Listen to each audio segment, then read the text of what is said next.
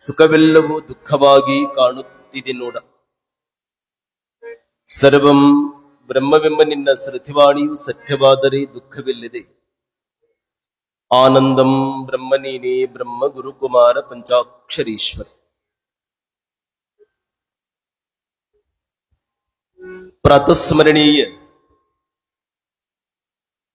ನಿತ್ಯ ಸ್ಮರಣೆಗೆ ಯೋಗ್ಯರಾಗಿರುವ 12ನೆಯ ಶತಮಾನದ ವಿಶ್ವವಿಭು ಮಹಾಮಾನವತವಾದಿ ಬಸವ ತಂದೆಯನ್ನ ಮನೋಮಂದಿರದಲ್ಲಿ ಧ್ಯಾನಿಸಿಕೊಂಡು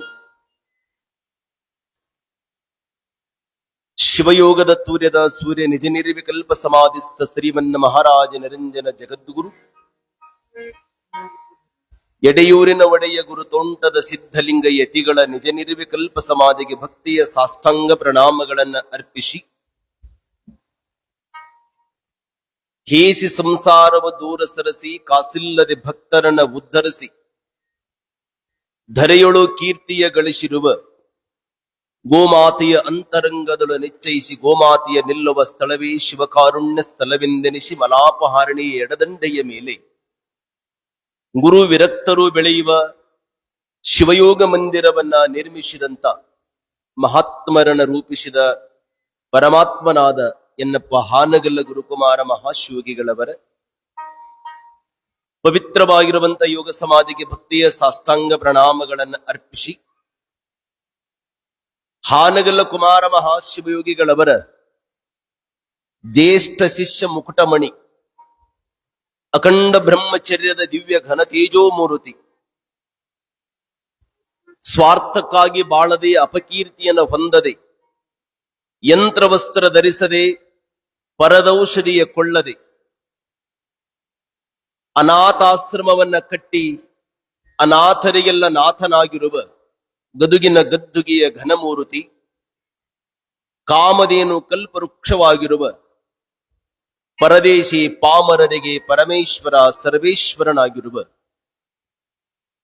ಗಾನಲೋಲ ದೀನಪಾಲ ಪಂಡಿತ ಪಂಚಾಕ್ಷರ ಮಹಾಶಿವಗಿಗಳವರ ನಿತ್ಯ ಸತ್ಯ ಜಾಗೃತವಾಗಿರುವ ಯೋಗ ಸಮಾಧಿಗೆ ಭಕ್ತಿಯ ಸಾಷ್ಟಾಂಗವನ್ನು ಅರ್ಪಿಸಿ, ಎನ್ನಂತ ಅನಂತರಿಗೆ ಆಶ್ರಮದಲ್ಲಿ ಆಶ್ರಯವನ್ನು ಕೊಟ್ಟು ತಂದೆ ಇದ್ದು ತಾಯಿ ಇಲ್ಲ, ತಾಯಿ ಇದ್ದು ತಂದೆ ಇಲ್ಲ, ತಂದೆ ತಾಯಿ ಇಲ್ಲದ ಎಲ್ಲರಿಗೂ ಎಲ್ಲವನ್ನೂ ಕರುಣಿಸಿರುವ ನಮ್ಮೆಲ್ಲರ ಬದುಕಿನ ಭಾಗ್ಯೋದಯವಾಗಿರುವ ಪದ್ಮಭೂಷಣ ಶಿವಯೋಗಿ ಡಾಕ್ಟರ್ ಪಂಡಿತ ಪುಟ್ಟರಾಜ ಗುರುಗಳ ಪವಿತ್ರವಾಗಿರುವಂತಹ ಶ್ರೀಪಾದವನ್ನ ಮಸ್ತಕದ ಮೇಲೆ ಧರಿಸಿಕೊಂಡು ವೀರೇಶ್ವರ ಪುಣ್ಯಾಶ್ರಮದ ಅಧಿಪತ್ಯವನ್ನ ವಹಿಸಿಕೊಂಡು ಗುರು ಸೇವೆಗಾಗಿ ತಮ್ಮನ್ನೇ ತಾವು ಸಮರ್ಪಿಸಿಕೊಳ್ತಾ ಇರುವಂತ ಪರಮ ಪೂಜ್ಯ ಡಾಕ್ಟರ್ ಕಲ್ಲಯ್ಯಜ್ಜನವರ ಪವಿತ್ರವಾಗಿರುವಂತಹ ದಿವ್ಯ ಶ್ರೀಚರಣಗಳಲ್ಲಿ ಭಕ್ತಿಯ ಸಾಷ್ಟಾಂಗ ಪ್ರಣಾಮಗಳನ್ನ ಅರ್ಪಿಸಿ, ಸಂಸ್ಥೆಯ ಮ್ಯಾನೇಜರ್ ಆಗಿ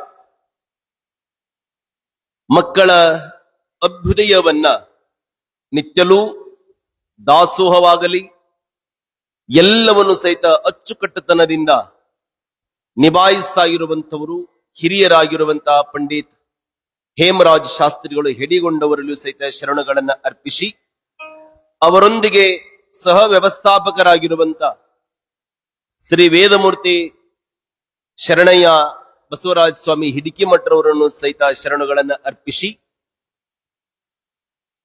ಒಂದು ತಿಂಗಳ ಕಾಲವಾಗಿ ಪೂಜ್ಯ ಗುರುಗಳ ಸೇವೆಗಾಗಿ ತಮ್ಮನ್ನೇ ತಾವು ಸಮರ್ಪಿಸಿಕೊಳ್ತಾ ಇರುವಂತ ಆತ್ಮೀಯ ಸಂಗಮೇಶ್ ನೀಲಾಮಠ್ ಸ್ವಂತ ಅವರಲ್ಲೂ ಸಹಿತ ಶರಣುಗಳನ್ನ ಅರ್ಪಿಸಿ, ಅವರಿಗೆ ತಬಲಾ ಸೇವೆಯನ್ನ ಸಲ್ಲಿಸ್ತಾ ಇರುವಂತವರು ಆತ್ಮೀಯರು ಗುರುಬಂಧುಗಳಾಗಿರುವಂತಹ ಶ್ರೀ ಬಸವರಾಜ್ ಅಮರಗೋಳ್ ಹನ್ನಿಗನೂರವರಲ್ಲಿ ಸಹಿತ ಶರಣುಗಳನ್ನ ಅರ್ಪಿಸಿ, ವಯಲಿನ್ ಸೇವೆಯಲ್ಲಿ ನಿರತರಾಗಿರುವಂತಹ ಶ್ರೀ ರೇವಣ ಸಿದ್ದಪ್ಪ ಬೀದರ್ ಅವರಲ್ಲಿ ಸಹಿತ ಶರಣುಗಳನ್ನ ಅರ್ಪಿಸಿ, ಕೇಳುಗರ ಕರ್ಣದ್ವಾರಗಳಿಗೆ ಹೇಳುವರ ಕಂಠ ಮಾಧುರ್ಯಕ್ಕೆ ಧ್ವನಿವರ್ಧಕದ ಸೇವೆಯನ್ನ ಸುಂದರವಾಗಿ ನಿಭಾಯಿಸ್ತಾ ಇರುವಂತ, ಅದನ್ನ ಬಳಸಿ ಬಳಸಿ ಬಳಸಿ ಅದರೊಳಗ ತಾವೇ ಲೀನರಾಗಿರುವಂತ ನಮ್ಮ ಬಸವನಗೌಡರಲ್ಲಿ ಸಹಿತ ಶರಣುಗಳನ್ನ ಅರ್ಪಿಸಿ ಪೂಜ್ಯ ಪಂಚಾಕ್ಷರ ಮಹಾಶಿವೋಗಿಗಳವರ 82ನೆಯ ಪುಣ್ಯ ಸ್ಮರಣೋತ್ಸವ, ನಮ್ಮೆಲ್ಲರ ಗುರುಗಳಾಗಿರುವಂತಹ ಪೂಜ್ಯ ಡಾಕ್ಟರ್ ಪಂಡಿತ ಪುಟ್ಟರಾಜ ಗುರುಗಳ 16ನೆಯ ಪುಣ್ಯ ಸ್ಮರಣೋತ್ಸವದ ಹುಕ್ಕೇರಿ ಸದಾಶಿವ ಕವಿಗಳ ವಿರಚಿತವಾಗಿರುವಂತ ಮಹಾಪುರಾಣವನ್ನು ಕೇಳಲಿಕ್ಕೆ ಆಗಮಿಸಿರುವಂತ ಆಶ್ರಮದ ಹಿರಿಯ ಕಿರಿಯ ಗುರುಬಂಧುಗಳಲ್ಲಿ, ವೀರೇಶ್ವರ ಪುಣ್ಯಾಶ್ರಮದ ಸದ್ಭಕ್ತರಲ್ಲಿ, ತಮ್ಮೆಲ್ಲರಲ್ಲಿ ಶರಣು ಶರಣಾರ್ಥಿಗಳು ಅನ್ಬೇಕು. ತಮ್ಮ ಈ ಕಡೆ ನೋಡ್ರಿ, ಎಲ್ಲ ಸಬ್ಕಡೆ ಶರಣು ಶರಣು ಶರಣಾರ್ಥಿಗಳು. ತಾವೆಲ್ಲ ನೇರವಾಗಿ ಕುಳಿತುಕೊಳ್ಬೇಕೀಗ. ಗವಾಯಿಗಳೇನು ಪ್ರಾರ್ಥನೆ ಗೀತೆ ಅನ್ನಿಸ್ತಾರಲ್ಲ, ಕೈ ಮುಗಿರಿ, ಕಣ್ಣು ಮುಚ್ಚರಿ. 4 ದಿವಸದೊಳಗದು ನಿಮಗೆ ಪ್ರಾರ್ಥನೆ ಕಂಠಸ್ಥವಾಗ್ತದೆ. ನೀವೆಲ್ಲರೂ ಸಹಿತ ಈ ಜ್ಞಾನ ದೇಗುಲ, ಈ ಗಾನ ದೇಗುಲಕ್ಕೆ ನಾವೆಲ್ಲ ಬಾಗಿ ಬಂದಾಗನೇ ಅದು ಸಂಗೀತ ಇರಲಿ, ಸಾಹಿತ್ಯ ಇರಲಿ, ಲಲಿತ ಕಲೆಗಳಿಗೆ ನಮ್ಮೆಲ್ಲರಿಗೂ ಸಹಿತ ಜೀವದ ಜೀವಾಳವಾಗಿರುವಂತಹ ಈ ಸಂಸ್ಥೆಯ ಪೂಜ್ಯ ಪಂಚಾಕ್ಷರಜ್ಜವರ ಪ್ರಾರ್ಥನೆ ಗೀತೆಯನ್ನು ನಾವೆಲ್ಲ ಶ್ರದ್ಧೆಯಿಂದ ಪಾಡೋಣ. ತಾವೆಲ್ಲರೂ ಈ ಪ್ರಾರ್ಥನೆ ಗೀತೆಯನ್ನ ಸಂಗಮೇಶ್ ಗವಾಯಿಗಳವರು ಹೇಳಿದ ಹಾಗೆ ತಾವೆಲ್ಲರೂ ಹಿಂದ ಹಾಡಬೇಕು.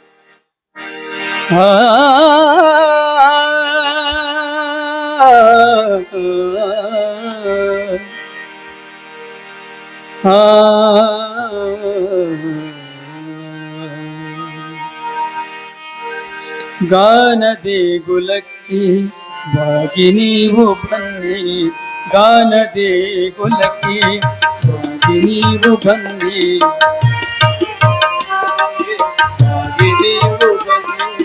ಗಾನ ದೇಗುಲಕ್ಕೆ ಬಾಗಿ ನೀವು ಬನ್ನಿ, ಗಾನ ದೇಗುಲಕ್ಕೆ ಬಾಗಿ ನೀವು ಬನ್ನಿ, ಗಾನಯೋಗಿ ಗುರುವಿಗೆ ಶರಣು ಎನ್ನಿ, ಗಾನಯೋಗಿ ಗುರುವಿಗೆ ಶರಣು ಎನ್ನಿ, ಗಾನಯೋಗಿ ಗುರುವಿಗೆ ಶರಣು ಎನ್ನಿ, ಗಾನಯೋಗಿ ಗುರುವಿಗೆ ಶರಣು ಎನ್ನಿ, ಗಾನ ದೇಗುಲಕ್ಕೆ ಬಾಗಿ ನೀವು ಬನ್ನಿ, ಗಾನ ದೇಗುಲಕ್ಕೆ ಬಾಗಿ ನೀವು ಬನ್ನಿ.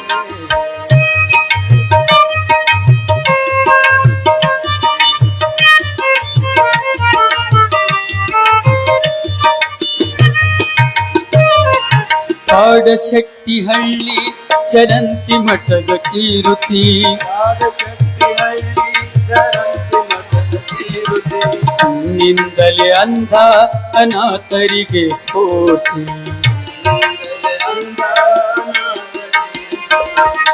ಕಾಡಶೆಟ್ಟಿಹಳ್ಳಿ ಚರಂತಿ ಮಠದ ಕೀರುತಿ, ಕಾಡಶೆಟ್ಟಿಹಳ್ಳಿ ನಿಂದಲೇ ಅಂಧ ಅನಾಥರಿಗೆ ಸ್ಫೂರ್ತಿ, ನಿಂದಲೇ ಅಂಧ ಅನಾಥರಿಗೆ. ಗುರುಪಾದ ನೀಲಮ್ಮರ ಗರ್ಭದಿ ನೀ ಜನಿಸಿ, ಗುರುಪಾದ ನೀಲಮ್ಮರ ಗರ್ಭದಿ ನೀ ಜನಿಸಿ, ಅಂದ ಸೂರ್ಯನಾಗಿ ನೀ ಜಗವ ಬೆಳಗಿದಿ, ಅಂದ ಸೂರ್ಯನಾಗಿ ನೀ ಜಗವ ಬೆಳಗಿದಿ, ಜಗವ ಬೆಳಗಿದಿ, ಜಗವ ಬೆಳಗಿದಿ, ಗಾನ ದೇಗುಲಕ್ಕೆ ಬಾಗಿ ನೀವು ಬನ್ನಿ, ಗಾನ ದೇಗುಲಕ್ಕೆ ಬಾಗಿ ನೀವು ಬನ್ನಿ.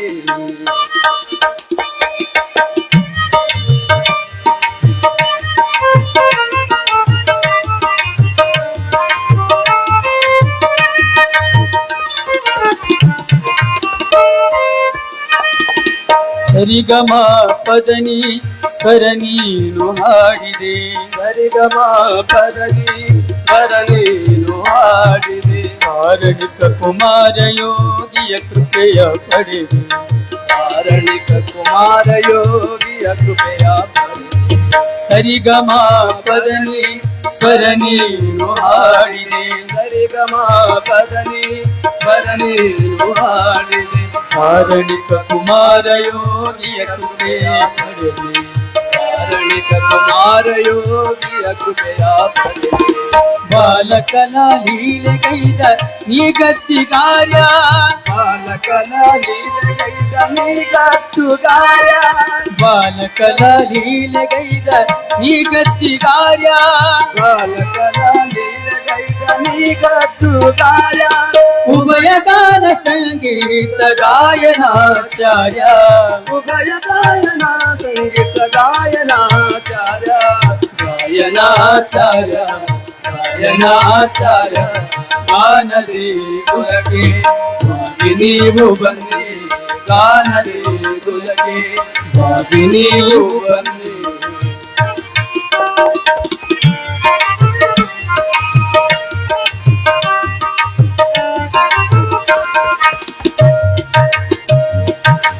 ಭುವನ ಗಂಧರ್ವ ಗುರುಗಾನ ಯೋಗಿ, ಭುವನ ಗಂಧರ್ವ ಗುರುಗಾನ ಯೋಗಿ, ಭುವನ ಗಂಧರ್ವ ಗುರುಗಾನ ಯೋಗಿ, ಭುವನ ಗಂಧರ್ವ ಗುರುಗಾನ ಯೋಗಿ.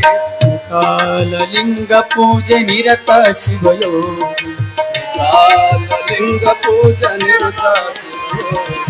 ಗುರುಪುಟ್ಟ ರಾಜಯೋಗಿಯ ಹರಸಿದ ಶ್ರೀನಿಧಿ, ಗುರುಪುಟ್ಟ ರಾಜಯೋಗಿಯ ಹರಸಿದ ಶ್ರೀನಿಧಿ.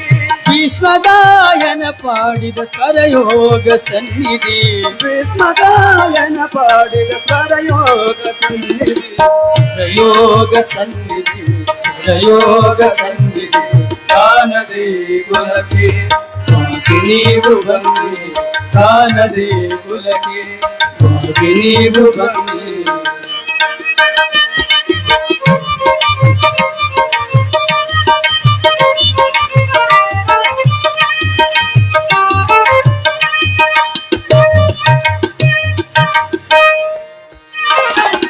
ಬಸರಿ ಗಿಡದ ವೀರಣ್ಣ ಹರಿತನು ನಿನಗಾನ, ಬಸರಿ ಗಿಡದ ವೀರಣ್ಣನು ಹರಿತನು ನಿನಗಾನ.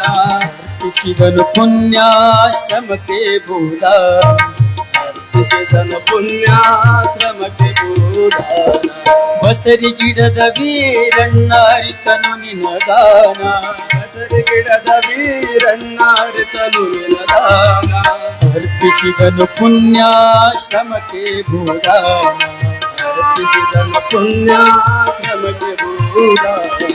ಕಾಮಧೇನು ಕಲ್ಪವೃಕ್ಷ ನೀನೇ ಪಂಚಾಕ್ಷರ, ಕಾಮಧೇನು ಕಲ್ಪವೃಕ್ಷ ನೀನೇ ಪಂಚಾಕ್ಷರ, ಪಂಚಾಕ್ಷರ ನೀನೇ ಪಂಚಾಕ್ಷರ, ನೀನೇ ಪಂಚಾಕ್ಷರ, ನೀನೇ ಪಂಚಾಕ್ಷರ, ಪಂಚಾಕ್ಷರ. ಕಾಮಧೇನು ಕಲ್ಪವೃಕ್ಷ ನೀನೇ ಪಂಚಾಕ್ಷರ, ಕಾಮಧೇನು ಕಲ್ಪವೃಕ್ಷ ನೀನೇ ಪಂಚಾಕ್ಷರ. ಪರದೇಶಿ ಪಾಮರರಿಗೆ ನೀನೇ ಪರಮೇಶ್ವರ, ಪರದೇಶಿ ಪಾಮರರಿಗೆ ನೀನೇ ಪರಮೇಶ್ವರ. ನೀ ಸರ್ವೇಶ್ವರ, ನೀ ಸರ್ವೇಶ್ವರ. ಗಾನದೇ ಕುಲಕ್ಕೆ ಬಾಗಿ ನೀವು ಬನ್ನಿ, ಗಾನದೇ ಕುಲಕ್ಕೆ ಬಾಗಿ ನೀವು ಬನ್ನಿ, ಗಾನದೇ ಕುಲಕ್ಕೆ ಬಾಗಿ ನೀವು ಬನ್ನಿ, ಗಾನದೇ ಕುಲಕ್ಕೆ ಬಾಗಿ ನೀವು ಬನ್ನಿ. ಗಾನಯೋಗಿ ಗುರುವಿಗೆ ಶರಣು ಎನ್ನಿ, ಗಾನಯೋಗಿ ಗುರುವಿಗೆ ಶರಣು ಎನ್ನಿ. ಶರಣೋ ಶರಣೋ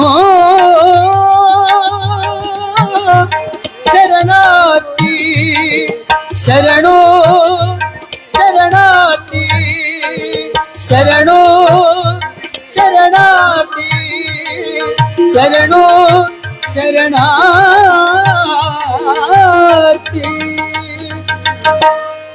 ಶ್ರೀ ಗುರು ಪಂಚಾಕ್ಷರೇಶ್ವರ ಮಹಾರಾಜ್ ಕೆ.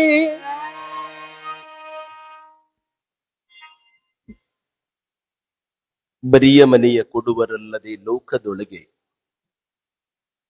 ಸಿರಿ ತುಂಬಿದ ಮನೆಯನಾರು ಕೊಡುವರು. ಇದು ಕಾರಣ ನೀ ಎನಗೆ ಜ್ಞಾನ ತುಂಬಿದ ಭಕ್ತಿಯ ಕೊಡಲಾಗದಿರ್ಧಡು ನಿನ್ನ ಪಾದ ಭಕ್ತಿಯೊಂದನೆ ಕರುಣಿಸಯ್ಯ ಗುರುಕುಮಾರ ಪಂಚಾಕ್ಷರೀಶ್ವರ. ಏತಮ್ಮ ಏಯ್ ಸಿದ್ಕೊಂಡು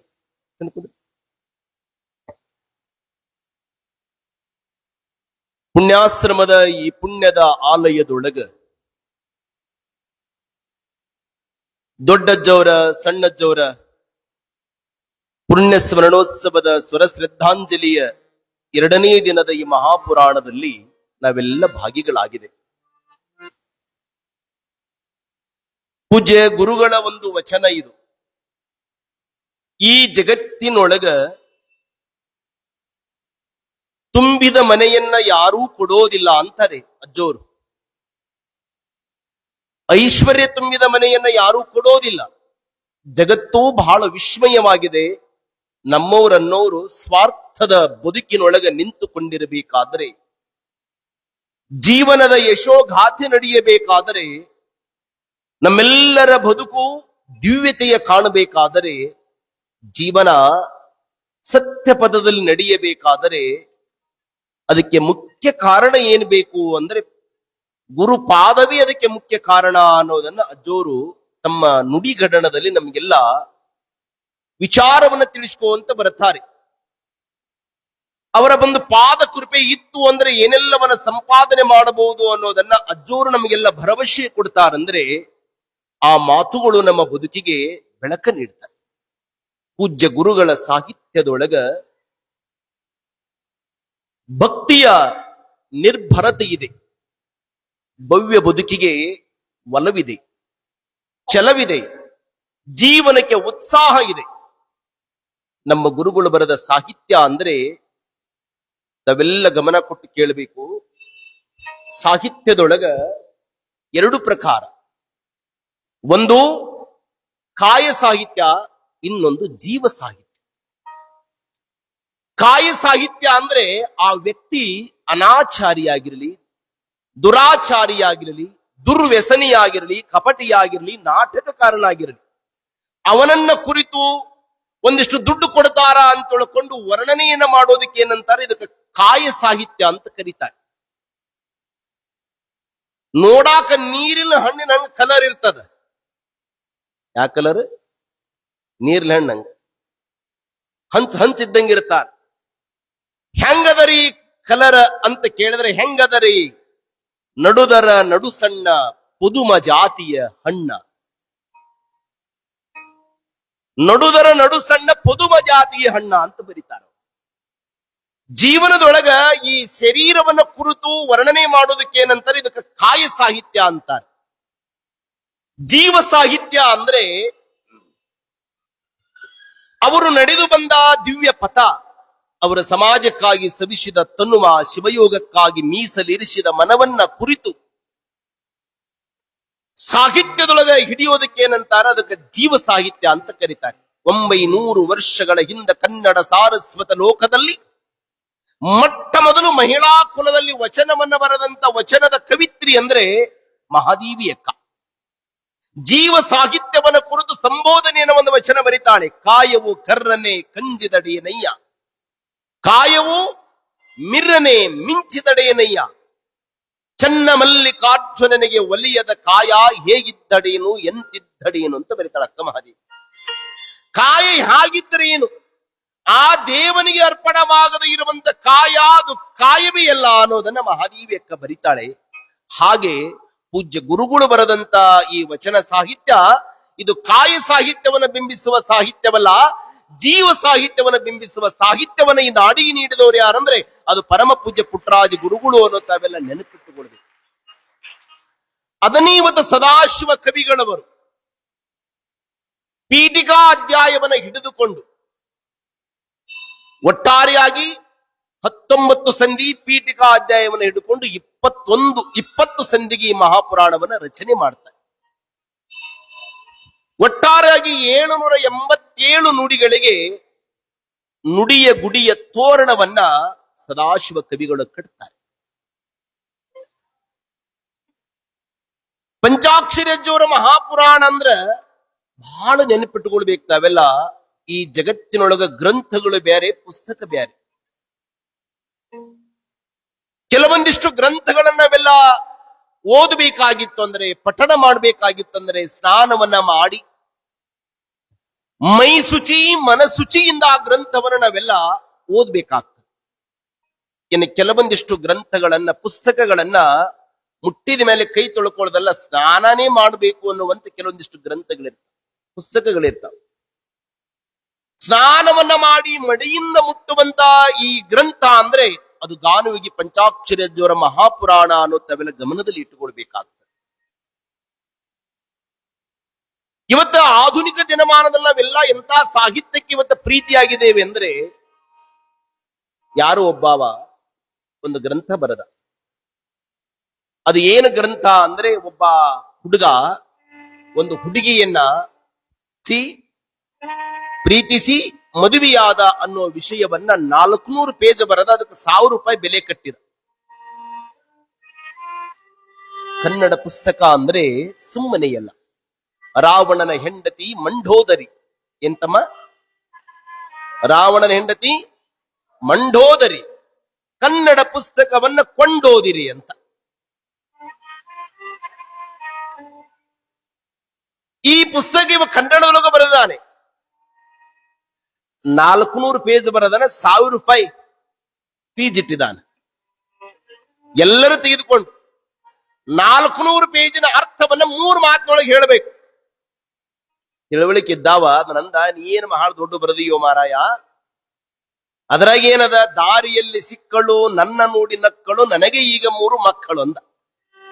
ಮುಗದೆ ಹೋಯ್ತು 400 ಪೇಜಿನ ಸಾಹಿತ್ಯ. ಇದು ಯಾವ ಸಾಹಿತ್ಯ ಅಂದ್ರೆ ಕಾಯ ಸಾಹಿತ್ಯ. ಪಂಚಾಕ್ಷರಿ ಅಜ್ಜವರ ಪುರಾಣವನ್ನ ಬರೆದಂತ ಹುಕ್ಕೇರಿ ಸದಾಶಿವ ಮಹಾಕವಿಗಳವರು ಮಹಾರಾಷ್ಟ್ರದ ಗಡಿ ಹಿಂಗಲ ಸಂಕೇಶ್ವರ ಸಮೀಪದಲ್ಲಿ ಬರುವಂತ ಹಿಟ್ಟಣಿ ಎನ್ನುವ ಒಂದು ಗ್ರಾಮ. ಹಿಟ್ಟಣಿ, ಅದಕ್ಕೆ ಹಿಟ್ಟಣಿಗಿ ಅಂತ ಕರೀತಾರೆ. ಅವರ ತಂದೆ ಪಂಚಾಕ್ಷರಿಯನವರು, ಅವರ ತಾಯಿ ಬಾಳುವೆ. ಅವಳಿಗೆ ಬಾಳಮ್ಮ ತಾಯಿ ಅಂತ ಕರೀತಾರೆ. ರಂಭಾಪುರಿ ಪೀಠದ ಪಡುವಡಿಯ ವಂಶಸ್ಥರಾಗಿರುವಂತ ಇವರು ತಿನ್ನಲಿಕ್ಕೂ ಸಹಿತ ಗತಿಯಿಲ್ಲದ ಮತಿವಂತ ಮನೆತನ. ಮೊದಲೇ ಜಂಗಮರು. ಬಡತನ ಅಂದ್ರೆ ಅದು ಹೇಳಿದರೆ ಬಡತನ ತೀರೋದಿಲ್ರಿ, ಅನುಭವಿಸಿದ ಮಾತ್ರ ಬಡತನದ ಮರ್ಮ ಗೊತ್ತಾಗ್ತದೆ. ಆದ್ರೂ ನಮ್ಮ ಭವ್ಯ ಭಾರತ ದೇಶದೊಳಗ ಬಡತನ ಮನೆಯೊಳಗ ಹಾಸಿಕೊಂಡು ಕೌದಿ ಹೊಚ್ಚಿಕೊಂಡು ಮಲ್ಕೊಂಡಿದ್ರು ಸಹಿತ ಹಬ್ಬ ಜಾತ್ರೆ ಉತ್ಸವ ಬಂದ್ರೆ ನಾವ್ ಯಾವ ಹಬ್ಬಕ್ಕೂ ಸಹಿತ ಜಾತ್ರೆಗೂ ಸಹಿತ ಅವಮಾನ ಮಾಡಿದವರು ನಾವು ಭಾರತೀಯರಲ್ಲ. ನಮ್ಮ ನೋಡಿ ಎಷ್ಟು ಹಬ್ಬಗಳು, 12 ಅಮಾವಾಸಿ, 12 ಹುಣ್ಣಿಮೆ, ಮಧ್ಯದಲ್ಲಿ ಬರುವ ಜಾತ್ರೆಗಳು ಇವೆಲ್ಲ ಲೆಕ್ಕಕ್ಕಿಲ್ರಿ. ಇವ 24 ರೀ. ಬ್ಯಾಂಕ್ನಾಗ ಸಾಲ ಇರುವಲ್ದಕ್ರಿ, ಮೈ ಮೇಲೆ ಹರಿದ ಅಂಗಿ ಇರುವಲ್ದಕ್ಕ, ನಮಗ ಅವಮಾನ ಆಗುವಲ್ದಕ್ಕ ಹಬ್ಬಕ್ಕೆ ಅವಮಾನ ಆಗಬಾರ್ದು ಅನ್ನೋರು ವಿಶ್ವದೊಳಗೆ ಯಾರಂದ್ರೆ ಅದು ಭಾರತೀಯರು ಅನ್ನೋದು ನಾವೆಲ್ಲ ನೆನಪಿಟ್ಟುಕೊಳ್ಬೇಕು.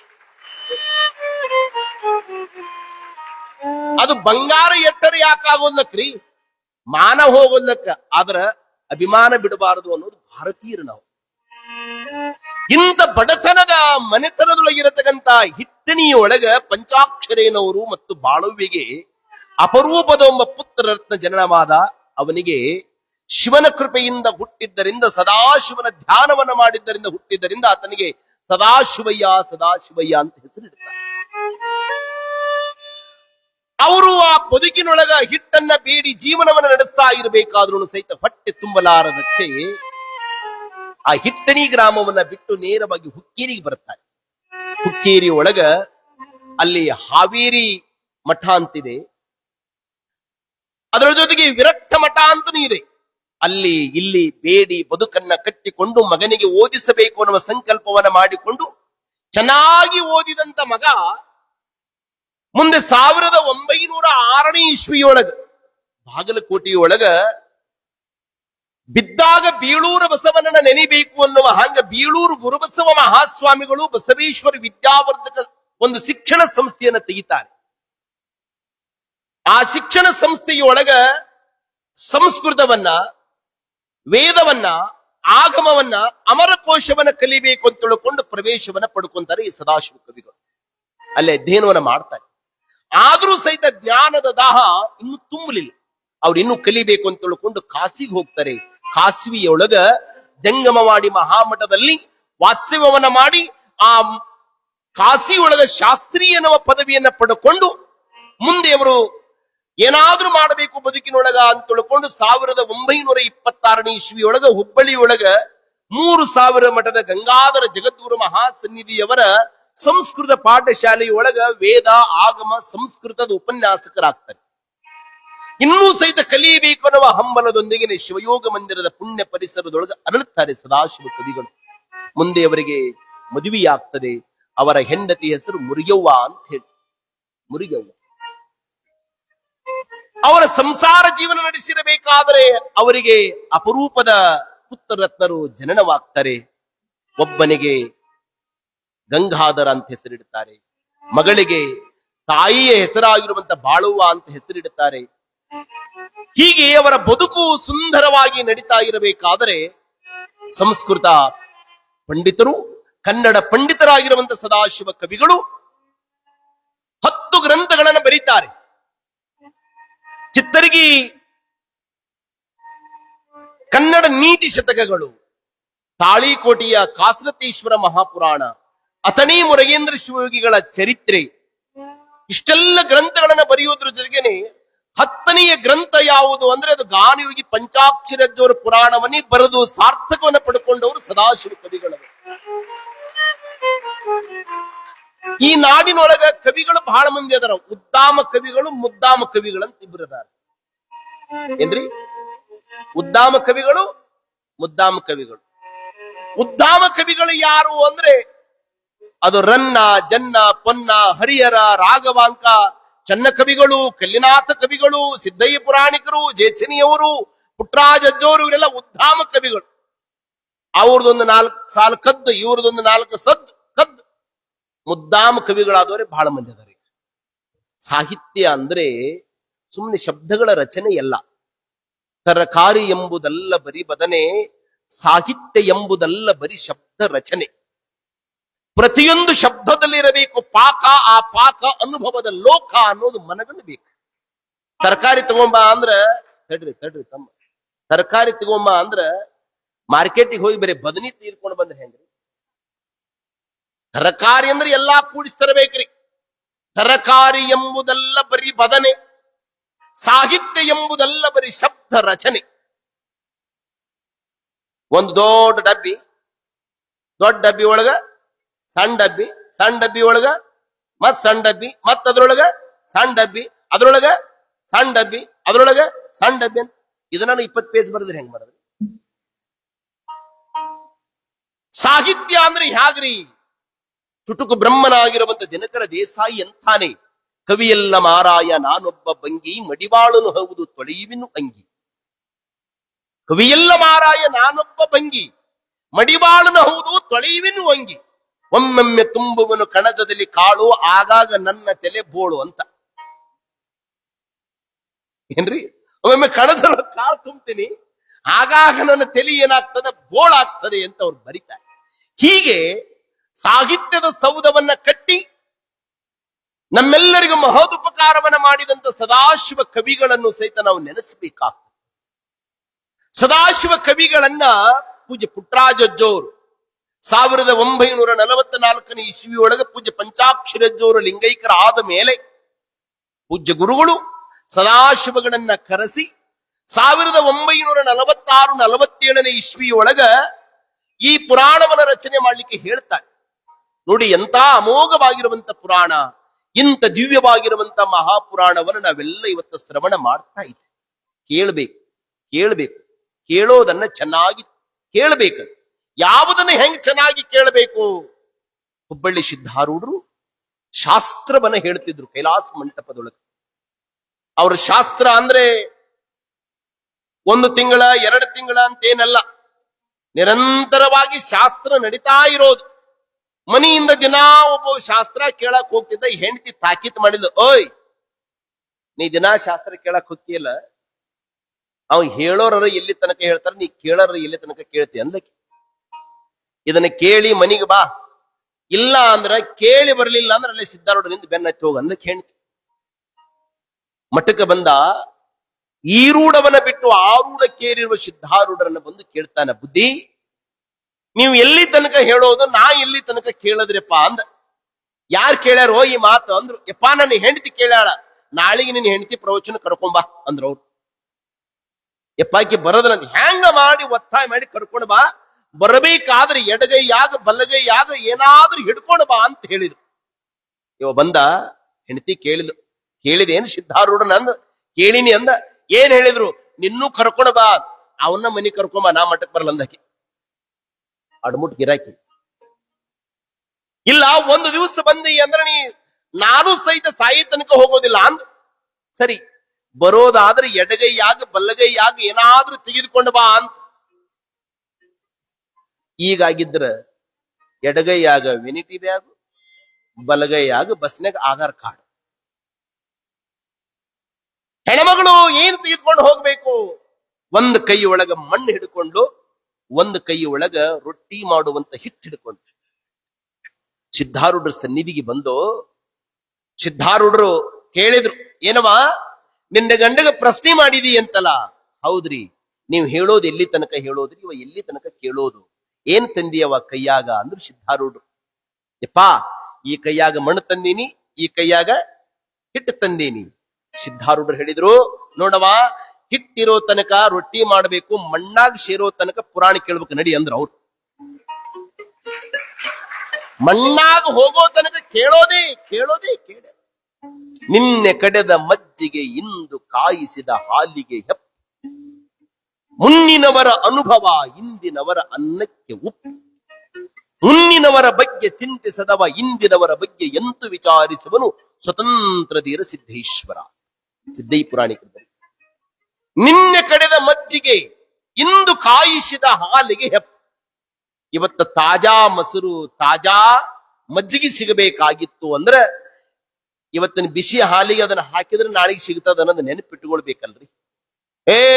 ನಾವು ಬಿಸಿ ಹಾಲಿಗೆ ನಾವ್ ಹೆಂಗ್ ಹಾಕಂಡ್ರಿ, ನಮ್ಮ ಹಾಲು ತಾಜಾ ಅದವ, ಈ ಮೊಸರು ಹಾಕಿದ್ರೆ ನಾಳೆಗೆ ಮಜ್ಜಿಗೆನೂ ಲೇದು ಮೊಸರು ಲೇದು, ಏನೂ ಸಿಗೋದಿಲ್ಲ. ನಿನ್ನೆ ಕಡೆದ ಮಜ್ಜಿಗೆ ಇಂದು ಕಾಯಿಸಿದ ಹಾಲಿಗೆ ಹೆಪ್ಪು, ಮುನ್ನಿನವರ ಅನುಭವ ಇಂದಿನವರ ಅನ್ನಕ್ಕೆ ಒಪ್ಪು.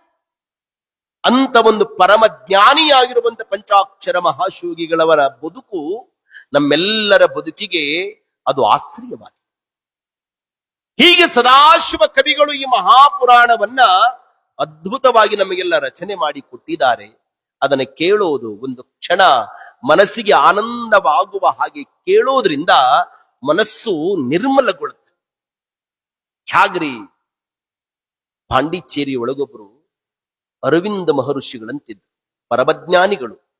ಶಿಷ್ಯ ಸಮೂಹವನ್ನು ಹೊಂದಿಕೊಂಡಿರುವಂತ ವೇದ ಆಗಮ ಉಪನಿಷತ್ತು ಕರತಲಮಲ ಮಾಡಿಕೊಂಡಂತ ಪರಮಜ್ಞಾನಿಗಳು, ಪರಮವಿರಾಗಿಗಳು ಅರವಿಂದ ಮಹರ್ಷಿಗಳು.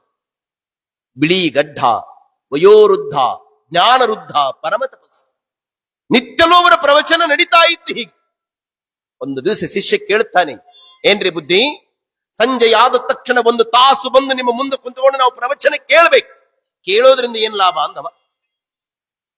ಮಂದಿ ಲಾಭ ಇದ್ರನ ಎಲ್ಲಾ ಕಡೆ ಬರೋದು. ಅರವಿಂದ ಮಹರ್ಷಿಗಳಂತಾರೆ, ಈ ಪ್ರವಚನ ಕೇಳೋದ್ರಿಂದ ಏನು ಲಾಭ? ಹೌದ್ರಿ, ಇದಕ್ಕೆ ನನಗೆ ಉತ್ತರ ಕೊಡಬೇಕು, ಸಂಜೆ ಮುಂದೆ ಬಾ ಅಂದ್ರು. ಸಂಜೆ ಮುಂದೆ ಬಂದ ಆಶ್ರಮಕ್ಕೆ ಒಂದು ಶಗಣಿ ತುಂಬುವ ಬುಟ್ಟಿ ಅದನ್ನು ಕೊಟ್ಟು, ಅಲ್ಲಿ ಒಂದು ಕೆರೆ, 10 ಮೆಟ್ಟಲುಗಳು, ಹೋಗಿ ಈ ಬುಟ್ಟಿಯೊಳಗ ನೀರನ್ನು ತುಂಬಿಕೊಂಡು ಬಾ ಅಂತ ಅರವಿಂದ ಮಹರ್ಷಿಗಳು ಆ ಕೇಳಲಿಕ್ಕೆ ಬಂದಂತ ವ್ಯಕ್ತಿಗೆ ಹೇಳಿದ್ರು. ಅವನು ಹೋದ, ಬುಟ್ಟಿಯನ್ನು ತೆಗೆದುಕೊಂಡು ಹೋಗಿ ಕೆರೆಯಲ್ಲಿ ಹೀಂಗ ಮುಳುಗಿಸಿದ. ಹೀಂಗ ತಲೆಯ ಮೇಲೆ ಹೊತ್ತ 10 ಹೆಜ್ಜೆಯನ್ನ ಹೀಂಗ ನಡಿತಾ ನಡಿತಾ ನಡಿತಾ ಬಂದ. ನೀರೆಲ್ಲ ಸೋರಿ ಹೋಗ್ಬಿಡ್ತು. ಮತ್ತೆ ಇಳಿದ, ಮತ್ತೆ ಎದ್ದಿದ, ಮತ್ತೆ ಇಳಿದ, ಮತ್ತೆ ಎದ್ದಿದ. 10 ಸಾರಿ ಹೀಗ ಮಾಡುವುದರೊಳಗಾಗಿ ಬುಟ್ಟಿ ತೊಳೆದು ಸ್ವಚ್ಛಾಗಿ ಹೋಗಿಬಿಟ್ಟಿತ್ತು. ಅವನಿಗೆಟ್ಟು ಸಿಟ್ಟು ಬಂತು. ಅರವಿಂದ ಮಹರ್ಷಿಗಳ ಸನ್ನಿಧಿಗೆ ಬಂದು ಆ ಬುಟ್ಟಿಯನ್ನ ಹೇಂಗ ಒಗೆದು, ಏನ್ರಿ ಗುರುಗಳೇ, ನಿಮಗೆ ಜ್ಞಾನಿ ಅಂತ ಹೇಳಿದವನು ಯಾವನು? ನಿಮಗೆ ಗುರು ಅಂತ ಹೇಳಿದವನು ಯಾರು? ನೀವು ಪ್ರಕಾಂಡ ಪಂಡಿತರಂತ ಹೇಳಿದವ್ರು ಯಾರು? ಯಾಕೋ ಅಂದ್ರು ಅರವಿಂದ್ರು. ಅಲ್ರಿಪ್ಪ, ಈ ಸಗಣಿ ಬುಟ್ಟ್ಯಾಗ ನೀರು ನಿಲ್ಲದರಂತ ಇಟ್ಟು ಜ್ಞಾನ ಇಲ್ಲ ಅಂದ್ರೆ ನಿಮ್ಮ ಗುರು ಅಂತ ಹೇಳಿದವನು ಯಾರು ಅಂದ್ರು. ಅವಾಗ ಅರವಿಂದ್ರು ಅಂತಾರೆ, ತಮ್ಮ ಇದನ್ನ ಮೊದಲು ನೀರಿನ ಸಂಪರ್ಕ ಮಾಡೋಕ್ಕಿಂತ ಮೊದಲು ಇದು ಯಾವ ಬುಟ್ಟಿ ಅಂದ್ರು. ಇದು ಸೆಗಣಿ ತುಂಬ ಬುಟ್ಟಿತ್ರಿ ಅಂದವ. ಮತ್ತೆ ಇದ್ರಾಗ ಈಗ ಏನ್ ತುಂಬೋದು? ಇದ್ರಾಗ ಅನ್ನ ತುಂಬೋದ್ರಿ, ಹೂ ತುಂಬೋದು.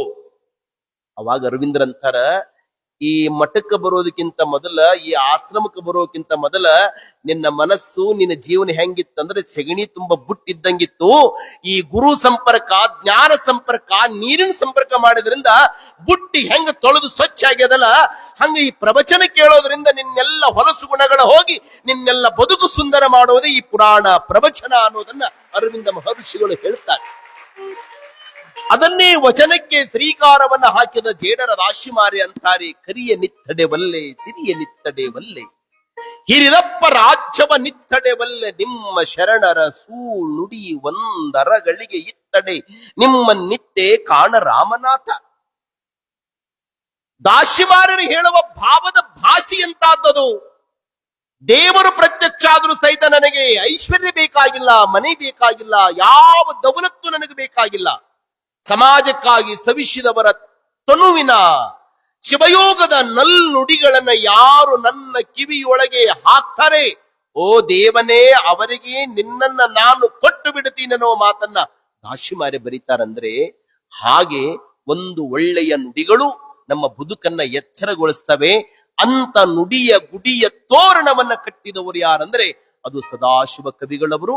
ಆ ಸದಾಶಿವ ಕವಿಗಳವರು ನಿನ್ನಿನ ದಿವಸ ಗುರುಸ್ತುತಿಯನ್ನ ಮಾಡಿ, ಆನಂತರ ಅವರು ದೇವರ ಸ್ತುತಿಯನ್ನ, ಭಗವಂತನ ಸ್ತುತಿಯನ್ನ ಮಾಡ್ತಾರೆ, ಶಿವಸ್ತುತಿಯನ್ನ ಮಾಡ್ತಾರೆ. ಆ ಶಿವಸ್ತುತಿ ಆನಂತರ ಜಗಜ್ಜನನಿ ಶಾಂಭವಿಯ ಸ್ತುತಿ, ಆನಂತರ ವಿಘ್ನೇಶ್ವರನ ಸ್ತುತಿ, ಆನಂತರ ಬಸವಣ್ಣನ ಸ್ತುತಿ, ಎಲ್ಲ ಸ್ತುತಿಗಳನ್ನ ಮಾಡುವುದಕ್ಕಿಂತ ಪೂರ್ವದೊಳಗ ನಮ್ಮ ಸಂಗಮೇಶ್ ಅವರು ಒಂದು ಗೀತೆಯನ್ನ ಹಾಡ್ತಾರೆ. ಆನಂತರ ನಾವೆಲ್ಲ ಚಿಂತನೆಯನ್ನ ಮಾಡೋಣ.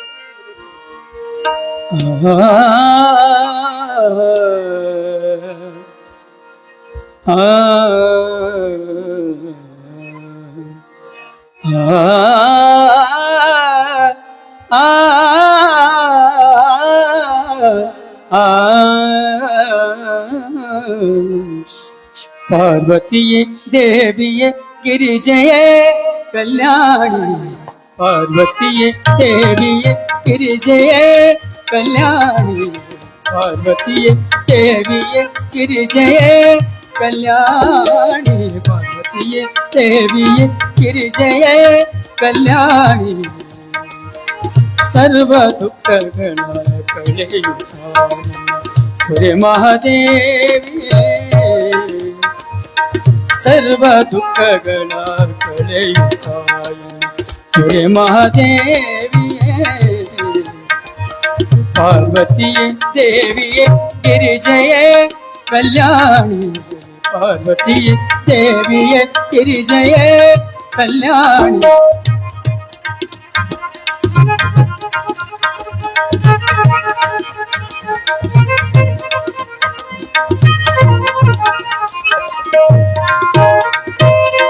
ಸರ್ವಮಂಗಳ ದೇವಿಯೇ, ಸರ್ವಮಂಗಳ ದೇವಿಯೇ, ಸರ್ವಭೋಗ ಸುಖವಿತ್ತು, ಸರ್ವಭೋಗ ಸುಖವಿತ್ತು, ಸರ್ವಾಣಿಯೇ ರಕ್ಷಿಸೇ, ಸರ್ವಾಣಿಯೇ ರಕ್ಷಿಸೋ, ಸರ್ವಾಣಿಯೇ ರಕ್ಷಿಸೋ, ಗರ್ವವನಳಿಸಿ ಮಾತೆ, ಗರ್ವವನಳಿಸಿ ಮಾತೆ, ಗರ್ವವನಳಿಸಿ ಮಾತೆ, ಪಾರ್ವತಿಯೇ ದೇವಿಯೇ ಗಿರಿಜಯೇ ಕಲ್ಯಾಣಿ, ಪಾರ್ವತಿಯೇ ದೇವಿಯೇ ಗಿರಿಜಯೇ ಕಲ್ಯಾಣಿ.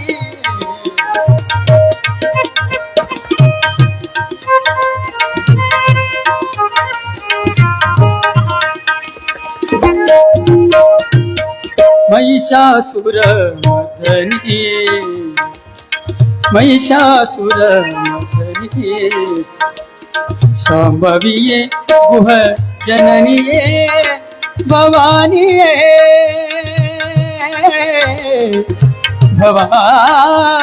ಭವಾನಿಯೇ ಭವಾನಿಯೇ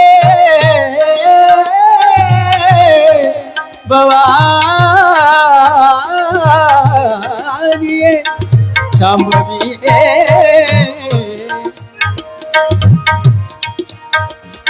ಮಹಿಷಾಸುರ ಮರ್ದನಿಯೇ ಮಹಿಷಾಸುರ ಮರ್ದನಿಯೇ ಮಹಿಷಾಸುರ ಮರ್ದನಿಯೇ ಶಾಂಭವಿಯೇ ಗುಹ ಜನನಿಯೇ ಭವಾನಿಯೇ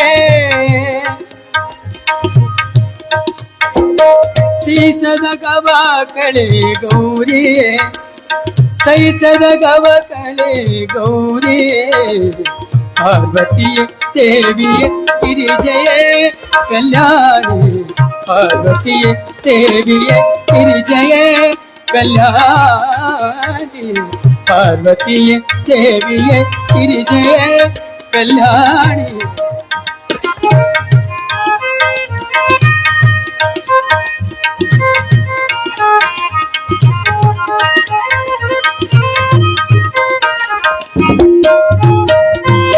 शंकरिये शुभ करिए शंकरिये शुभ करिए शंकरिये शुभ करिए शंकर नर्तांगिये शंकर नर्तांगिये किंकर पुट्टार गोलिदो किंकर पुट्टार गोलिदो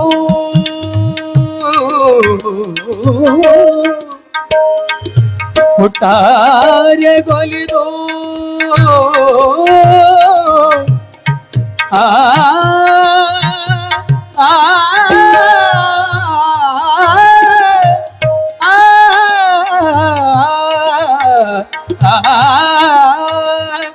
किंकर पुट्टार गोलिदो किंकर पुट्टार गोलिदो गुरु भक्तिय करुणिसु माತೆಯೇ गुरु भक्तिय करुणिसु गुरु भक्तिय करुणिसु गुरु भक्तिय करुणिसु माತೆಯೇ पार्वती देविये गिरिजये कल्याणी पार्वती देविये गिरिजये कल्याणी पार्वती देविये गिरिजये कल्याणी सर्व दुःखಗಳ ಕಳೆಯುತ್ತ ಸರ್ವ ದುಃಖಗಳ ಕಳೆಯುತ್ತ ಎನ್ನ ಪುತ್ರೆ ಮಹಾದೇವಿಯೇ ಎನ್ನ ಪುತ್ರೆ ಮಹಾದೇವಿಯೇ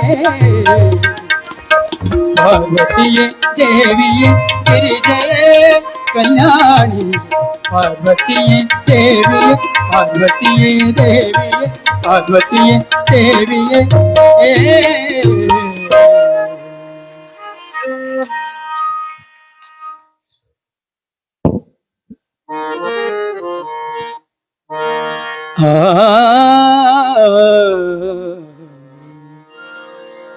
ವರದೆ ದಾಡಿ ಮರದೆ ಭವಾನಿಯೇ ಕರೆದು ಮುಂದಕ್ಕೆ ಮರೆಯದೆನ್ನನೋ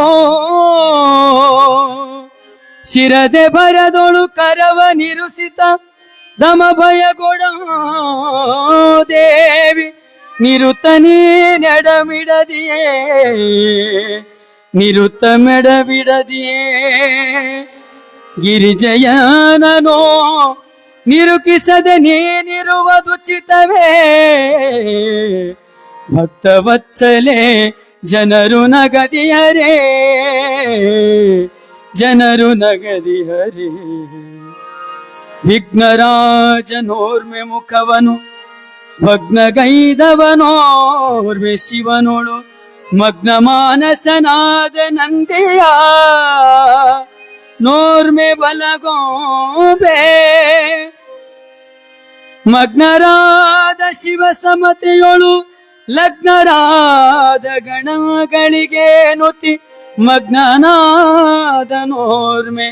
ಊರ್ಮೆಯ ಪೇರ್ಮೆಯಂ ನುತಿಪೇ ಪೇರ್ಮೆಯಂ ನುತಿಪೇ. ಸಾಂಬ ಜೈ ನಮ ಪಾರ್ವತಿ ಪದ ಶಿವ ಹರ ಹರ ಮಹಾದೇವ. ಶಂಕರಿಯೇ ಶುಭಕರಿಯೇ ಶಂಕರನರ್ಧಾಂಗಿನಿ, ಕಿಂಕರ ಪುಟ್ಟಾರ್ಯ ಕವಿಗೆ ಗುರು ಭಕ್ತಿಯ ಕೊಡು ಜನನಿಯೇ ಅಂತ ತಿಳ್ಕೊಂಡು ಅಜ್ಜೋರು ಎಷ್ಟು ಸುಂದರವಾಗಿ ಬರೀತಾರೆ. ಹಾಗೆ ಸದಾಶಿವ ಕವಿಗಳು ಸಹಿತ ಈ ಪುರಾಣವನ್ನ ರಚನೆಯನ್ನ ಮಾಡಬೇಕಾದರೆ ಗುರುಸ್ತುತಿಯೊಂದಿಗೆನೆ ಶಿವಸ್ತುತಿಯನ್ನ ಮಾಡಿದರು. ಯಾಕೆ ಶಿವಸ್ತುತಿಯನ್ನ ಮಾಡ್ತಾರಂದ್ರೆ ನಮ್ಮೆಲ್ಲರಿಗೂ ಸಹಿತ ಬದುಕಲಿಕ್ಕೆ, ಉಸಿರಾಡಲಿಕ್ಕೆ ಭೂಮಿಯನ್ನ, ಮಳೆಯನ್ನ, ಬೆಳೆಯನ್ನ ಕೊಟ್ಟ ದೇವರನ್ನ ನೆನೆಸಬೇಕು ಅನ್ನೋದಕ್ಕೆ ಕವಿಗಳು ಇಲ್ಲಿ ಪ್ರಾರ್ಥನೆಯನ್ನ ಮಾಡ್ತಾರೆ. ಶಿವನ ಯಾಕೆ ಸ್ಮರಣೆ ಮಾಡಬೇಕು ಅಂದ್ರೆ ಎಲ್ಲವನ್ನ ಕೊಟ್ಟ ದೇವರನ್ನ ಒಂದು ಕ್ಷಣ ನೆನೆಸೋದು. ಇಂಗಿನೋಳು ನಾಥವನ್ನು ತೆಂಗಿನೋಳು ಎಳೆನೀರನ್ನು ಭೃಂಗ ಕೋಗಿಲೆಯ ಕಂಠದೋಳು ಸುವಿಧಾನ ತುಂಬಿದವರಾರೋ ಸರ್ವಜ್ಞ. ಇಂಗಿನಕಾಯಿಯೊಳಗ ನಾಥ ಇಟ್ಟಾನ, ತೆಂಗಿನಕಾಯಿಯೊಳಗ ಎಳೆನೀರಿಟ್ಟಾನ, ಭೃಂಗ ಕೋಗಿಲೆಯ ಕಂಠದಲ್ಲಿ ಸುವಿಗಾನ ಮಂತ್ರ ಇದ. ನವಿಲಿನೋಳು ಚಿತ್ರವನು ಗಗನದೋಳು ವಿಚಿತ್ರವನು, ಪರಿಪರಿಯ ಕುಸುಮದಲ್ಲಿ ಪರಿಮಳವ ತುಂಬಿದವರಾರು ಸರ್ವಜ್ಞ. ಯಾರು ತುಂಬಿದಾರಿ? ನವಿಲಿಗೆ ಬಣ್ಣ ಇಟ್ಟವರು ಯಾರು? ಕಾಮನ ಬಿಲ್ಲಿಗೆ ಬಣ್ಣ ಕೊಟ್ಟವರಾರು? ಎಲ್ಲವನ್ನ ಕೊಟ್ಟ ದೇವನನ್ನ ಶಿವನನ್ನ ಸ್ಮರಣೆ ಮಾಡ್ತಾರೆ ಕವಿಗಳು. ಕೋಗಿಲೆಗೆ ಕಂಠವನ್ನು ಕೊಟ್ಟವನು ಶಿವನು, ನವಿಲಿಗೆ ನಾಟ್ಯವನ್ನು ಕೊಟ್ಟವನು ಶಿವನು. ಯಾರ್ಯಾರಿಗೆ ಏನೇನು ಕೊಡಬೇಕನ್ನುವುದು ಅವನಿಗೆ ಗೊತ್ತು. ಕಾರಣ ಈ ಜಗವೆಲ್ಲ ಅವನ ಸ್ವತ್ತು ಅಂತ. ಎಲ್ಲ ಕೊಟ್ಟ ದೇವರನ್ನ ಒಂದು ಕ್ಷಣ ನೆನೆಸಬೇಕು. ಎಳೆ ನಿಮ್ಮದಾನ, ಬೆಳೆ ನಿಮ್ಮದಾನ, ಎತ್ತು ನಿಮ್ಮದಾನ, ಬಿತ್ತು ನಿಮ್ಮದಾನ, ಸುತ್ತಿ ಹರಿವ ಸಾಗರವೆಲ್ಲ ನಿಮ್ಮದಾನ. ನಿಮ್ಮ ದಾನವನುಂಡು ಅನ್ಯರ ಹೊಗಳುವ ಕುನ್ನಿಗಳ ನೇನೆಂಬೆ ರಾಮನಾಥ. ಎಲ್ಲ ಕೊಟ್ಟ ದೇವರ ಭಗವಂತ ಶಿವನ ಸ್ಮರಣೆಯನ್ನ ಮಾಡುವುದರ ಜೊತೆಗೇನೆ, ಶಿವನೇ ನಾನು ಗಾನಯೋಗಿ ಪಂಚಾಕ್ಷರ ಮಹಾಪುರಾಣವನ್ನ ರಚನೆ ಮಾಡ್ತಾನೆ, ಇದಕ್ಕೆ ಯಶಸ್ಸು ಶ್ರೇಯಸ್ಸು ಎಲ್ಲವನ್ನ ಕೊಟ್ಟು ಕರುಣಿಸು ಅಂತ ತಿಳ್ಕೊಂಡು ಪ್ರಾರ್ಥನೆಯನ್ನ ಮಾಡಿ, ನಂತರ ಭವಾನಿಯ ಶರ್ವಾಣಿಯ ರಾಜರಾಜೇಶ್ವರಿ ಹೈಮವತಿ ಕಾತ್ಯಾಯಿನಿ ವಲ್ಲಭೆಯಾಗಿರುವಂತ ಶಾಂಭವಿಯ ಸ್ತೋತ್ರವನ್ನ ಮಾಡ್ತಾರೆ. ಅಮ್ಮ, ವರಗಳನ್ನು ಕರುಣಿಸುವ ಭವಾನಿ, ನಾನು ಪಂಚಾಕ್ಷರೇಶ್ವರ ಮಹಾಪುರಾಣವನ್ನು ಬರಿತಾ ಇದ್ದೇನೆ, ನನಗೆ ಶ್ರೇಯಸ್ಸನ್ನ ಕೊಡು. ಇಚ್ಛಾಶಕ್ತಿ, ಜ್ಞಾನಶಕ್ತಿ, ಕ್ರಿಯಾಶಕ್ತಿಯನ್ನು ಕೊಡುವವಳೆ ಚಿಚ್ಛಕ್ತಿ ಅಂತ. ಅದ್ವೈತ ಮತ ಸಂಸ್ಥಾನಾಪನಾಚಾರ್ಯರಾಗಿರುವಂತಹ ಶಂಕರಾಚಾರ್ಯರು ಪ್ರಕಾಂಡ ಪಂಡಿತರು. ಎಷ್ಟು ಪ್ರಕಾಂಡ ಪಂಡಿತರು ಶಂಕರರು ಅಂದ್ರೆ, ಒಂದು ದಿವಸ ಕಾಶ್ಮೀರಕ್ಕೆ ಹೋಗಿರ್ತಾರೆ. ಕಾಶ್ಮೀರದಲ್ಲಿ ಎಲ್ಲ ಪಂಡಿತರೊಂದಿಗೆ ನಾನು ವಾದವನ್ನ ಮಾಡಿ ದಿಗ್ವಿಜಯವನ್ನ ಸಾಧಿಸಬೇಕು ಅಂತ ತಿಳ್ಕೊಂಡು ಶಂಕರಾಚಾರ್ಯರು ಕಾಶ್ಮೀರಕ್ಕೆ ಹೋಗಿರ್ತಾರೆ. ಕಾಶ್ಮೀರದೊಳಗ ಅಲ್ಲಿ ದೇವಿ ಆರಾಧನೆಯನ್ನು ಮಾಡುವಂತ ಶಾಕ್ತರು ಬಹಳ ಮಂದಿ ಕಾಶ್ಮೀರದೊಳಗೆ. ಅಲ್ಲಿ ಶಂಕರಾಚಾರ್ಯರು ವಾದವನ್ನ ಮಾಡಿ, ನಾನು ನನ್ನ ಪಾಂಡಿತ್ಯಪೂರ್ಣವಾದಂತ ವಿಚಾರಧಾರಣೆಯನ್ನು ಮಂಡಿಸಿ ಎಲ್ಲರನ್ನ ಸೋಲಿಸಿ ನಾನೊಬ್ಬ ಮೇಧಾವಿ, ನಾನೊಬ್ಬ ಪಂಡಿತ ಅಂತ ತಿಳ್ಕೊಂಡು ಬಿರುದನ್ನ ಪಡ್ಕೊಳ್ಬೇಕು ಅಂತ ತಿಳ್ಕೊಂಡು ಶಂಕರಾಚಾರ್ಯರು ಅಲ್ಲಿಗೆ ಹೋಗಿರ್ತಾರೆ. ಬೆಳಗಿನ ಜಾವ ಚರ್ಚೆ. ಅಲ್ಲಿ ಒಬ್ಬ ಪಂಡಿತ ಬಂದು ಶಂಕರಾಚಾರ್ಯ ಜೊತೆಗೇನೆ ಸಂವಾದವನ್ನ ಮಾಡಬೇಕು. ಶಂಕರಾಚಾರ್ಯ ಕೇಳ್ತಾರೆ, ಯಾರು ಬಂದವರು ನನ್ನ ಜೊತೆ? ಪ್ರಕಾಂಡ ಪಂಡಿತ, ಮೇಧಾವಿ, ವಿದ್ವತ್ಪೂರ್ಣವಾದ ವಿಚಾರಧಾರೆಗಳನ್ನು ಓದೋಪರೋಧವಾಗಿ ಹೇಳುವಂತ ನನ್ನ ಜೊತೆ ವಾದವನ್ನ ಮಾಡೋರು ಯಾರು ಅಂದ್ರೆ ಶಂಕರಾಚಾರ್ಯರು. ನೀವೆಲ್ಲ ನಡೆಯೋದಿಲ್ಲ, ನರರು ನಡೆಯೋದಿಲ್ಲ. ಆ ಸಾಕ್ಷಾತ್ ಕಾಳಿಕ ಮಾತಿನೇ ನನ್ನ ಹತ್ರ ಬಂದ್ರೆ ನಾನು ಆ ವಾದದಲ್ಲಿ ಜಯಿಸ್ತೀನಿ ಅಂತ ಶಂಕರಾಚಾರ್ಯ. ತಾಯಿ ಜಗಜ್ಜನನಿ, ಎಲ್ಲರಿಗೂ ಎಲ್ಲವನ್ನ ಕೊಟ್ಟಂತ ಮಮತಾಮಯಿಯಾಗಿರುವಂತ ಭವಾನಿ ಶಂಕರರಿಗೆ ಒಂದು ಕ್ಷಣ ಅಹಂಕಾರ ಬಂದಿದ್ದನ್ನ ನೋಡಿ, ಅವರೇನು ಬೆಳಗಿನ ಜಾವ ವಾದಕ್ಕೆ ಹೋಗಬೇಕು ಅಂತ ಏನು ತಯಾರಾಗ್ತಿದ್ರು, ಅವರಿಗೆ ಇಚ್ಛಾಶಕ್ತಿಯನ್ನ ಕಡಿಮೆ ಮಾಡಿಬಿಟ್ರು. ಇಚ್ಛಾಶಕ್ತಿ ನೋಡಿ, ನೀವೆಲ್ಲ ಇಲ್ಲಿ ಕೇಳ್ತಾ ಇದ್ದಿಲ್ಲ, ಇಚ್ಛಾಶಕ್ತಿಯಿಂದ ಕೇಳ್ತಾ ಇದ್ದೆ. ನಾನು ಇಚ್ಛಾಶಕ್ತಿಯಿಂದನೇ ಹೇಳ್ತಾ ಇದ್ದೆ. ಶಂಕರರಿಗೆ ಇಚ್ಛಾಶಕ್ತಿಯನ್ನು ಕಸ್ಕೊಂಡ್ಬಿಟ್ಟು ಸಂವಾದಕ್ಕೆ ಹೋಗ್ಬೇಕಂತಾರೆ, ಅವರ ಇಚ್ಛಾಶಕ್ತಿನೇ ಕಡಿಮೆ ಆಗ್ಬಿಟ್ಟು ಅವತ್ತೊಂದ್ ದಿವಸ ಅದು ಕ್ಯಾನ್ಸಲ್ ಆಯ್ತು. ಮರುದಿವಸ ಆ ಕಾರ್ಯಕ್ರಮದೊಳಗೆ ಭಾಗಿಯಾಗಬೇಕು ಅಂದ್ರೆ ಅವರ ಜ್ಞಾನ ಶಕ್ತಿಯನ್ನೇ ಕಸ್ಕೊಂಡ್ಬಿಟ್ರು. ಮೂರನೇ ದಿವಸಕ್ಕೆ ಅವರ ಕ್ರಿಯಾಶಕ್ತಿಯನ್ನ, ಎದ್ದು ನಡಿಲಾರದ ಶಕ್ತಿಯನ್ನು ಸಹಿತ ಕಸ್ಕೊಂಡ್ಬಿಟ್ರು ಶಂಕರಾಚಾರ್ಯ. ಕೊನೆಗೆ ಶಂಕರಾಚಾರ್ಯ ಅಂದ್ರು, ನನ್ನಲ್ಲಿ ಇಚ್ಛಾಶಕ್ತಿ, ಜ್ಞಾನ ಶಕ್ತಿ, ಈ ಕ್ರಿಯಾಶಕ್ತಿ ಎಲ್ಲ ನಾಶ ಆಯ್ತಿದ ಕಾರಣ ಯಾರು ಅಂತ ತಿಳ್ಕೊಂಡು ಅವಾಗ ಅವರು ತಾಯಿಯನ್ನ ಕುರಿತು ಯಾದೇವಿ ಸರ್ವಭೂತೇಶು ಮಾತೃ ರೂಪೇಣ ಸಂಸ್ಥಿತ ನಮಸ್ತಸ್ಸೈ ನಮಸ್ತಸ್ಸೈ ನಮಸ್ತಸ್ಸೈ ಅಂತ ತಿಳ್ಕೊಂಡು ಆ ತಾಯಿಯನ್ನ ಕುರಿತು ಪ್ರಾರ್ಥನೆಯನ್ನ ಮಾಡಿಕೊಂಡಾಗ ಶಂಕರರಿಗೆ ಅವಾಗ ಆಶೀರ್ವಾದ ಮಾಡಿದಳಂತೆ.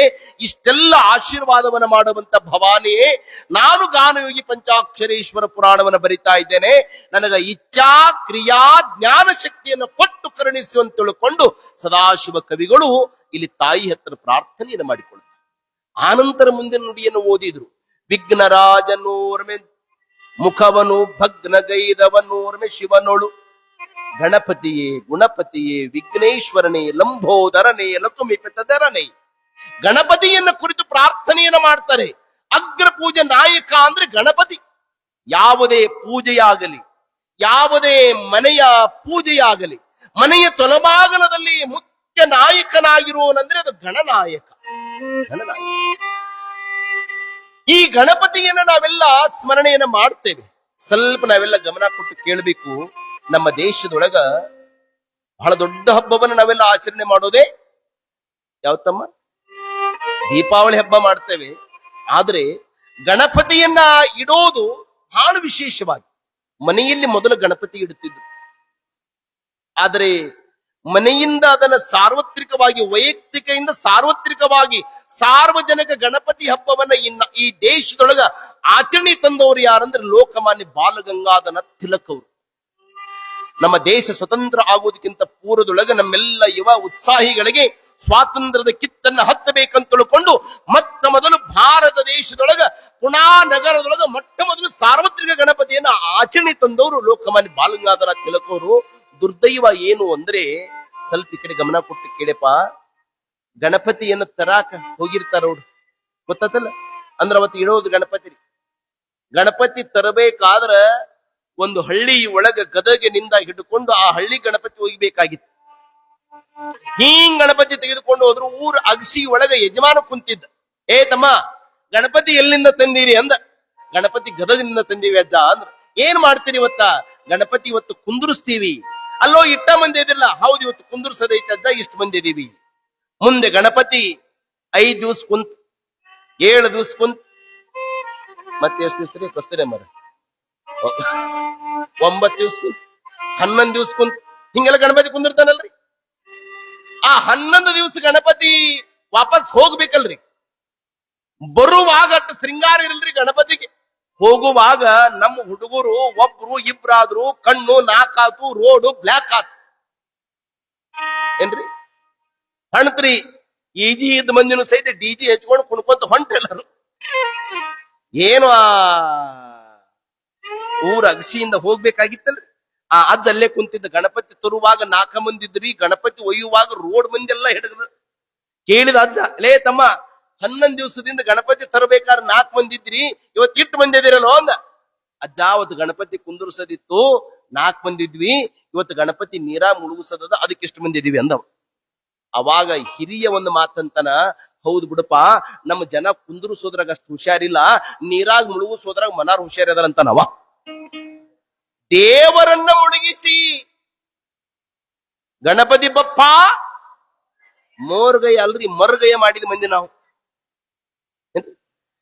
ಒಂದೇ ಮಾತ್ರಮಂತ ಹೇಳಿದ ದೇಶದೊಳಗ ಒಂದೇ ಮಾತ್ರೆ ಕೊಟ್ಟು ಗೊಟ್ಟು ಕಲಿಸಿದ ಜನ ನಾವೆಲ್ಲ ಇರಬೇಕಾದ್ರೆ, ಗಣಪತಿಯೇ ಗುಣಪತಿಯೇ ವಿಘ್ನೇಶ್ವರನೇ ಲಂಬೋದರನೇ ಏಕದಂತನೇ ಪಾರ್ವತಿಯ ಮೈಯ ಬೆವರಿನ ಮಣ್ಣಿನಿಂದ ಹುಟ್ಟಿದವನೇ ಅಂತಾರ ಗುರುಗಳು. ಕೇಳಿ ಏನಂತಾರೆ?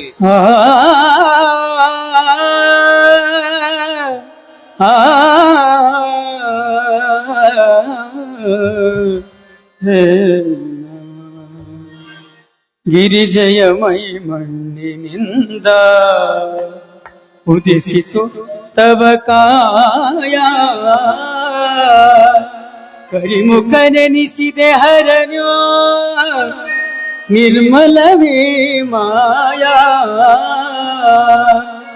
ವಿಘ್ನೇಶ್ವರ ವಿಘ್ನರಾಜ ದೈಮಾತುರ ವಿನಾಯಕ ವಿಘ್ನೇಶ್ವರ ವಿಘ್ನರಾಜ ದೈಮಾತುರ ವಿನಾಯಕ ಗಣಪತಿಯೇ ಗುಣಪತಿಯೇ ಗಣಪತಿಯೇ ಗುಣಪತಿಯೇ ಸಿದ್ಧಿಭೂತಿಯರ ಪತಿಯೇ ಸಿದ್ಧಿಭೂತಿಯರ ಪತಿಯ ವಿಘ್ನೇಶ್ವರ ವಿಘ್ನರಾಜ ದ್ವೈಮಾತುರ ವಿನಾಯಕ ವಿಘ್ನೇಶ್ವರ ವಿಘ್ನರಾಜ ದ್ವೈಮಾತುರ ವಿನಾಯಕ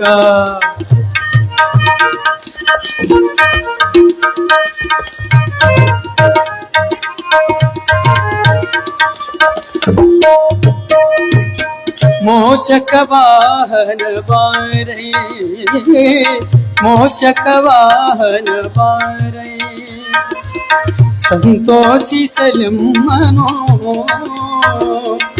ಏಕದಾತ ನೀ ಬಾರೈ ಏಕದಾತ ನೀ ಬಾರೈ ಪೋಷಿಸಲಿ ದೇಶವನೋ ಪೋಷಿಸಲಿ ದೇಶವನು ಪೋಷಿಸಲಿ ದೇಶವನು ವಿಘ್ನೇಶ್ವರ ವಿಘ್ನರಾಜ ದೈಮಾತುರ ವಿನಾಯಕ ವಿಘ್ನೇಶ್ವರ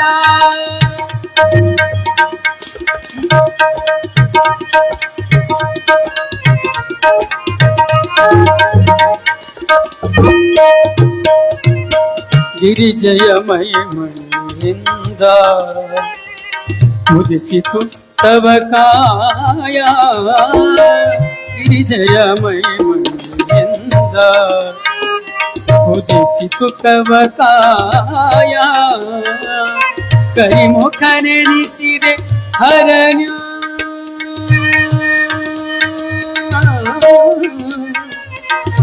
ಕರಿಮುಖನೆನಿಸಿದೆ ಹರಣ್ಯೋ ನಿರ್ಮಲವೇ ಮಾಯಾ ನಿರ್ಮಲವೇ ಮಾಯಾ ವಿಘ್ನೇಶ್ವರ ವಿಘ್ನರಾಜ ದೈಮಾತುರ ವಿನಾಯಕ ವಿಘ್ನೇಶ್ವರ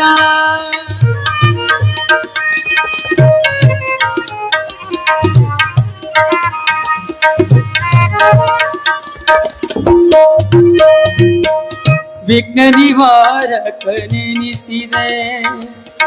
ವಿಘ್ನ ನಿವಾರಕನೆನಿಸಿದೆ ವಿಘ್ನ ನಿವಾರಕನೆನಿಸಿದೆ ಜಗ ಕೋರ್ವರೆ ಜಿಯಾ ಜಗ ಕೋರ್ವರೆ ಜಿಯಾ ಪುಟ್ಟರಾಜ ಕವಿ ಸನ್ನುತ ಪುಟ್ಟರಾಜ ಕವಿ ಸನ್ನುತ ಪುಟ್ಟರಾಜ ಕವಿ ಸನ್ನುತ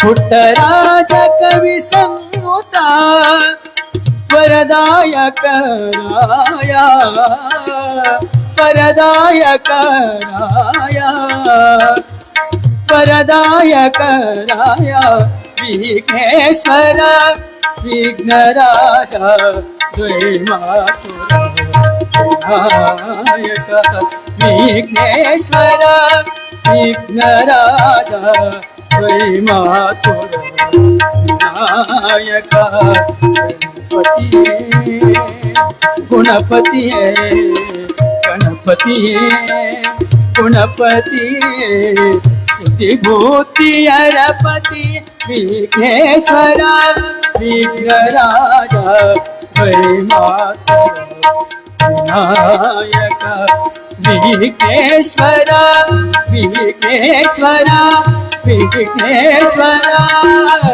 ವಿಘ್ನರಾಜ.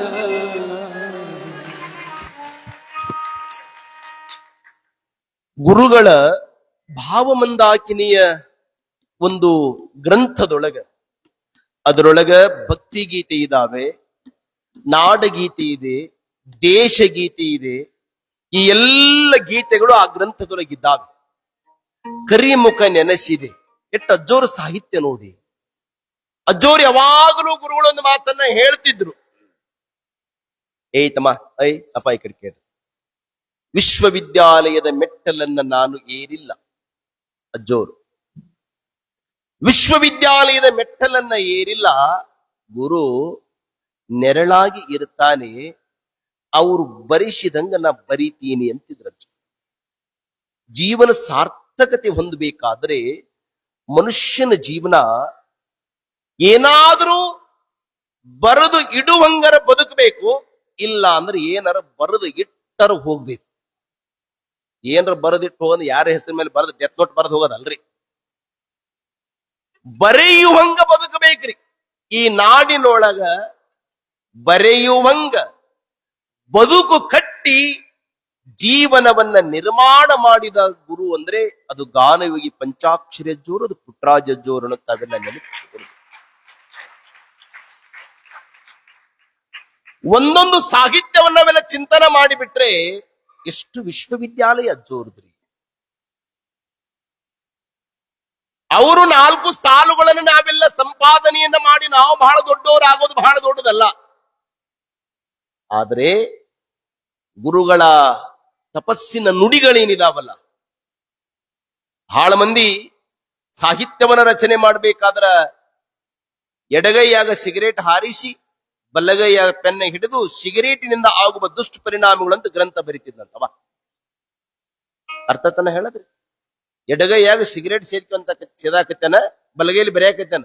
ಸಿಗರೇಟ್ ಸೇದೋದ್ರಿಂದ ಆಗುವ ದುಷ್ಪರಿಣಾಮಗಳು ಈ ಗ್ರಂಥ ಯಾರ ಮೇಲೆ ಪರಿಣಾಮ ಬೀರೋದಿಲ್ಲ. ಯಾಕಂದ್ರೆ ಅವರು ನಡೆ ಒಂದು ಪರಿ, ನುಡಿ ಒಂದು ಪರಿ.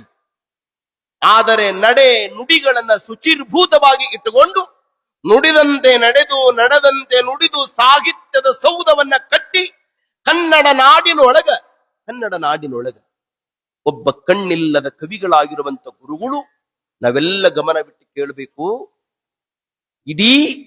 ಇಡೀ ಬಸವ ಪುರಾಣವನ್ನ ಕನ್ನಡದೊಳಗಿಂದ ಹಿಂದಿಯೊಳಗ ಭಾಷಾಂತರ ಮಾಡಿದ ಕನ್ನಡದ ಮೇರು ಕವಿ ಅಂದ್ರೆ ಅದು ಗದುಗಿನ ಡಾಕ್ಟರ್ ಪಂಡಿತ ಪುಟ್ಟರಾಜ ಅಜ್ಜೋರು.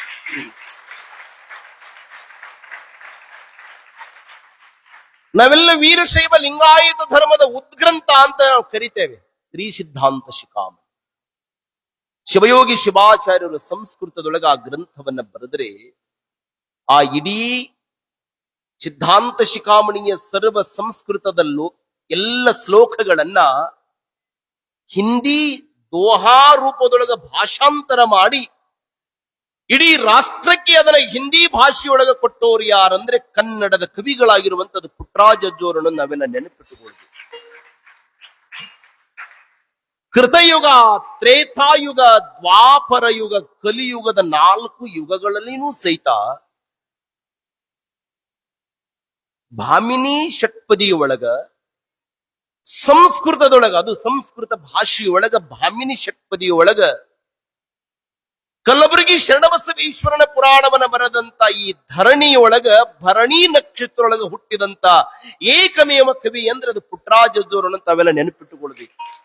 ಇಡೀ 4 ಯುಗದಲ್ಲಿನೂ ಸಹಿತ ನಾನು ಹೇಳ್ತಾ ಇರೋದು ಅಷ್ಟು ವಿಶೇಷವಾಗಿರುವಂತ ಜ್ಞಾನದ ಕಣಿ.